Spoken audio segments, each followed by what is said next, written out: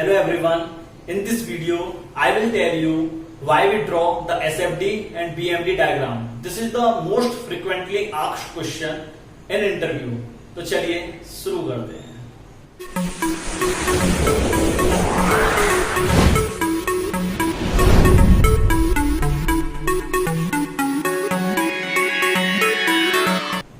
Suppose I am a design engineer and I want to design a beam.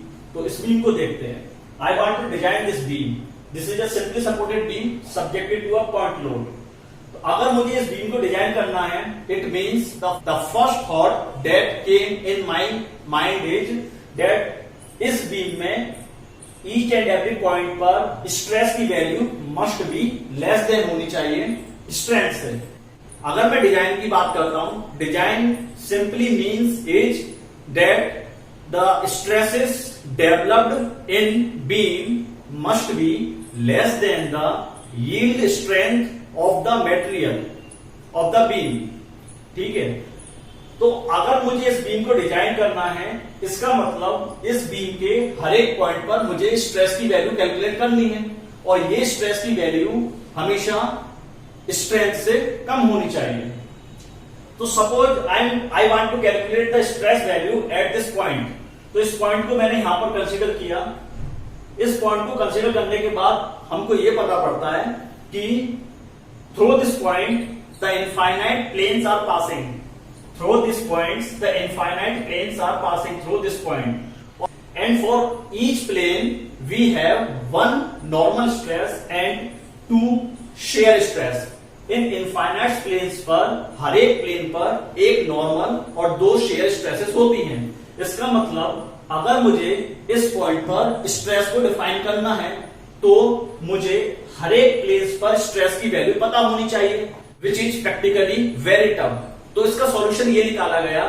If we define the stress value at three mutually perpendicular plane, then we will assume that we have defined the stresses at this point. अगर इन infinite planes में से हम किसी तीन planes पर stresses की value को calculate कर लेते हैं, तब हम ये मान लेंगे कि हमने इनफाइनाइट प्लेन्स पर स्ट्रेसेस की वैल्यू को कैलकुलेट कर लिया है.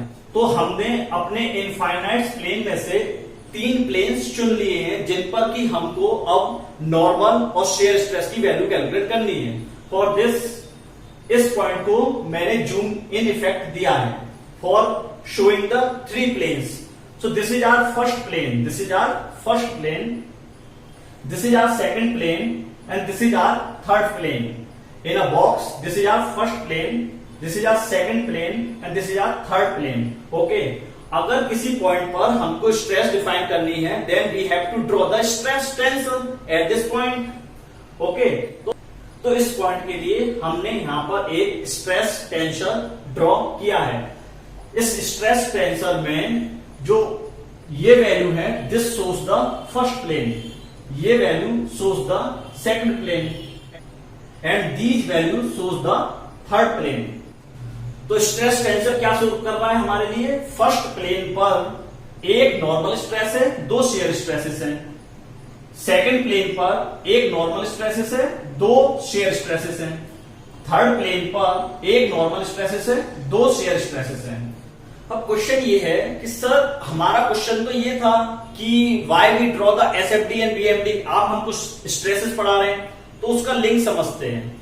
शेयर स्ट्रेस को कैलकुलेट करने के लिए we have this formula, that is the tau is equal to V Y C A upon I T. This is the formula.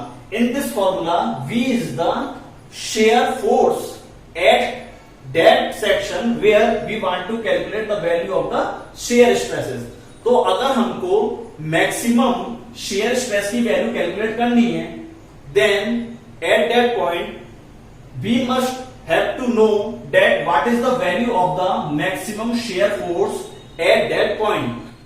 Now for getting the maximum value of the shear force, we have to draw the shear force diagram, because shear force diagram provides us the variation of the shear force throughout the span of the beam. shear force diagram हमको shear force का variation देता है throughout the span of the beam.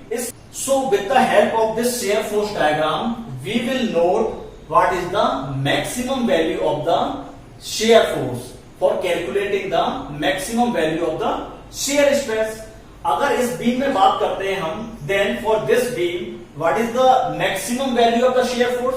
The maximum value of shear force is P by 2. Now we will put this maximum shear force value in this formula for getting the maximum shear stress value. So for getting the maximum shear stress value, we have to draw the shear force diagram. Now the question is why we are drawing the bending moment diagram. तो उसको समझते हैं. For calculating the maximum normal stresses, we have the formula that is the M upon I is equal to sigma upon y is equal to E upon R. This is the formula for calculating the maximum normal stresses.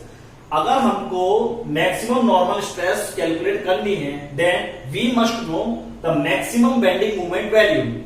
And bending moment diagram provides us that maximum bending moment value because bending moment diagram gives us the variation of bending moment throughout the span of the beam. Bending moment diagram हमको different points पर bending moments की क्या value है वो provide करता है.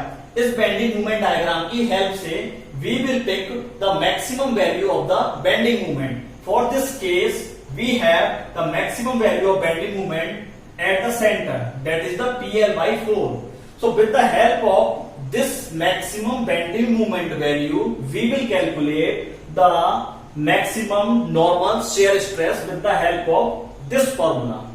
And this is the reason why we draw the bending moment diagram. Now after calculation of these two stresses, that is the direct shear stresses and normal stresses, we will compare it with the yield strength of the material. If these values come less than the yield strength of the material, then we will say we have designed this beam safely. तो अगर इस video को हमें conclude करना हो तो कैसे करेंगे?